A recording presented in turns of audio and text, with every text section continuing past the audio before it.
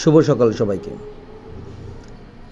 আপনারা স্ক্রিনে দেখতে পাচ্ছেন তিনটা ভার্ব আমি লিখেছি, ওয়াচ, সি, লুক। আসলে তিনটার অর্থই মোটামুটিভাবে একই রকম, তবুও কিছু ফান্ডামেন্টাল পার্থক্য রয়েছে।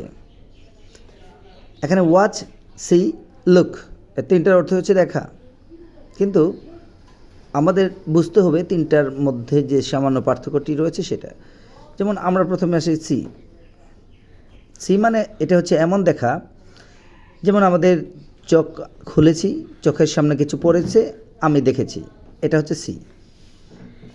যেমন আই সি দ্য বার্ড, গাছের ডালে পাখি বসেছিল, আমার চোখটা খোলা ছিল আর আমি দেখতে পেয়েছি, আই সি দ্য বার্ড।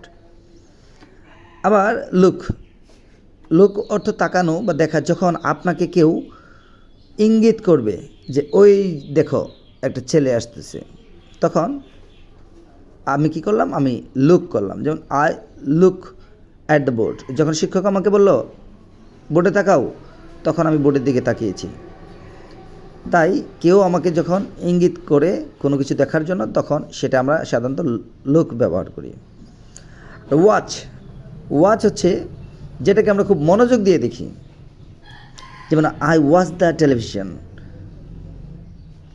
তারপর বাড়ি যায় যে পাহারা দেয়, তার চারপাশে সে মনোযোগ দিয়ে দেখে কেউ আছে কি না, কেউ ঢোকে কি না, চোর বা কোনো কিছু, তাই সে মনোযোগ দিয়ে দেখে, তাই সেটা হচ্ছে ওয়াচ। তাই যে মনোযোগ দিয়ে একটা বাড়ি পাহারা দেয় তাকে ওয়াচম্যানও বলা হয়। Thank you very much.